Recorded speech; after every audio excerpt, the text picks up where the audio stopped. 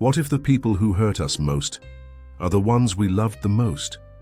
Betrayal is one of the deepest wounds a human can feel, not because it causes pain, but because it comes from someone we trusted, a friend, a partner, a parent. And suddenly, everything we believed breaks. In this first chapter, we'll explore why betrayal feels like a death, not of the body, but of identity. It shatters the stories we told ourselves, that love means loyalty, that truth means protection, that if we're good to others, they'll be good to us. Strong people feel the same pain, but they don't try to run from it. They face it head-on, and in doing so, something strange happens. The betrayal becomes a doorway unto clarity. It strips away illusions and reveals something powerful, truth, because the strong know something others don't. Betrayal isn't the end, it's the beginning. Betrayal isn't new, it's been happening for thousands of years, and it's changed the course of history. Think of Julius Caesar, killed by his closest allies, or Jesus betrayed by a kiss. Even great spiritual teachers, like Buddha or Krishna, were abandoned or doubted by the ones they loved. Why? Why does betrayal seem to follow those on the path of truth? In this chapter, we look into history, mythology, and ancient wisdom. We'll explore what philosophers like Socrates and mystics like Rumi said about betrayal. We'll see how Carl Jung believed we even betray ourselves when we hide who we truly are to fit in with others. The truth is, betrayal isn't just something that happens to us. It's part of the human journey, and understanding it helps us rise above it. When most people get betrayed, they collapse. They blame, they try to forget, or they try to hurt back, but strong people will pause. They don't react fast. They don't let the pain make them bitter. Instead, they ask, what is this betrayal trying to teach me? This section reveals what the strong truly see. They realize betrayal doesn't just show you who hurt you, it shows you who you've become. Maybe you gave too much, ignored red flags, trusted blindly. The betrayal reveals patterns, and those patterns lead to power. Strong people don't stop trusting. They start trusting themselves more, their gut, their boundaries, their inner wisdom. They don't stay victims. They grow into something else, wise, awake, and unshakable. What if betrayal wasn't a curse, but a gift in disguise? In this chapter, we explore something powerful: emotional alchemy. The process of turning pain into strength, fire into light. The strong go through the fire, they don't avoid it. They let the heartbreak burn away old stories. They feel the anger, the sadness, the rage, but they don't get stuck there. They use it. This is how real transformation begins. We'll talk about shadow work, facing the hidden parts of ourselves we usually run from. We'll see how ancient wisdom, from Buddhism to Stoicism, teaches us to let go of what we can't control and focus on what we can, our response, our healing, our next step. Because in the end, betrayal is a teacher, and if we listen, it leads us to freedom. Here's the twist no one wants to hear. Betrayal is part of life, and it's not just something others do to us. We do it too. We betray our younger selves. We break promises to our own hearts. We walk away from dreams because we're afraid or tired. So before we blame others, we must ask, where have I betrayed myself? Strong people understand this truth, that betrayal isn't rare, it's human. And because they know this, they don't hold on to it forever. They don't live in the past. They forgive, not because the other person deserves it, but because they deserve peace. This chapter is about owning our story, forgiving ourselves, and letting go. Not to forget the betrayal, but to stop letting it define who we are. The final chapter is not about revenge or even survival. It's about becoming something greater. The warrior of light is someone who has been hurt, betrayed, even broken, but chooses to rise anyway. Not harder, but wiser. Not colder, but clearer.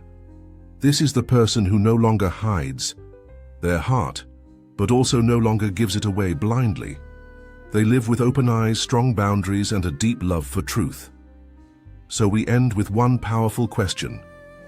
What if the betrayal you went through was the thing that woke you up? Because maybe, just maybe, the person who betrayed you didn't break you. They revealed you.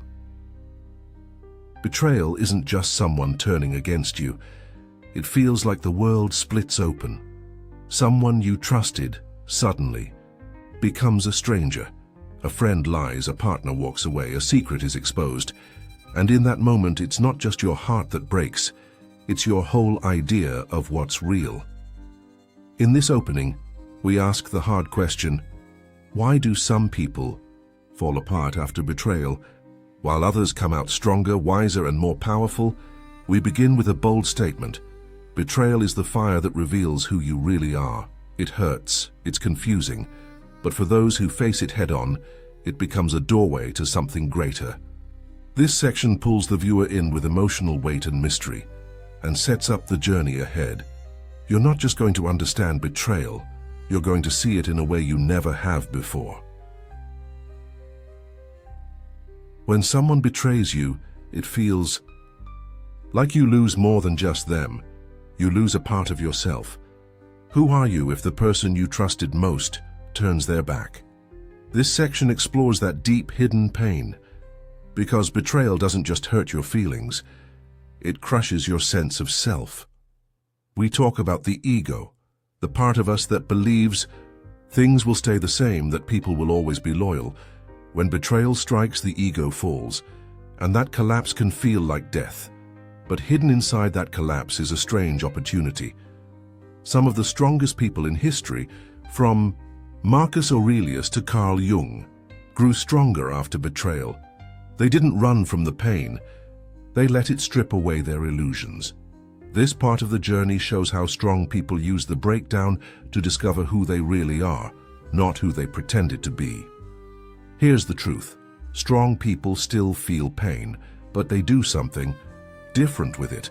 They don't numb it, they don't escape it, they use it. Like ancient alchemists turning lead into gold, they turn heartbreak into power. This section explores how strong people transform betrayal into growth. We look at spiritual paths, from Sufism to Buddhism to Stoicism, that teach us how to sit with suffering, not run from it. Because pain, when faced with courage, becomes fuel. We'll share powerful stories and examples, how betrayal led some people into despair and others into deep wisdom, how some let it make them bitter and others let it wake them up. What if betrayal wasn't just bad luck, but a test? In ancient times, betrayal was often seen as a secret doorway, a test that marked the beginning of a deeper journey. In myths and spiritual stories, betrayal was the moment the hero left behind the old world and stepped into something sacred. This section shows how betrayal can be a kind of initiation, a moment that separates who you thought you were from who you're really meant to become.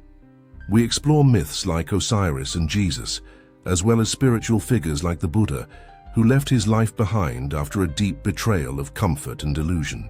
These stories echo one powerful truth. Sometimes betrayal is the moment your real life begins. Strong people don't just survive betrayal, they change because of it. They start asking different questions. They stop living in illusion. They become aware. This part invites the viewer to see their pain as a hidden invitation, a calling, a wake-up. But here's the warning. Not everyone makes it through. Betrayal has a dangerous side. It can turn people cold. It can make them bitter, angry, and guarded. It can trap them in a story that never ends. In this section, we explore how betrayal, if misunderstood, becomes a prison. We talk about why so many people stay stuck, why they replay the betrayal over and over again, why they seek revenge, why they close their heart. It's because the pain feels like it defines them, but strong people do something different. They grieve, but they don't cling. They cry, but they don't harden. They feel everything, then let it go. After betrayal, some people build walls, but strong people build clarity. They become untouchable. Not because they never get hurt again, but because they're no longer controlled by fear or illusion. This section shows what happens after the transformation. The strong emerge with something rare: peace. They don't need revenge. They don't need validation. They have something deeper and sovereignty. We'll explore what that looks like. No more chasing approval. No more trying to make others change. Just stillness, truth, power. We draw on teachings from spiritual masters like Krishnamurti and modern poets like David Whyte, voices that point to a strength that can't be shaken. We end with a final reflection, soft, deep, and haunting. What if the betrayal that broke you was also the one that set you free? We return to the pain, but now we see it differently. The betrayal wasn't the end, it was a beginning, a mirror, a crack in the surface of your life that revealed something true underneath. What if it wasn't a betrayal at all, but a rescue? What if life removed something you were never meant to hold on to? The journey ends here, but the awakening begins.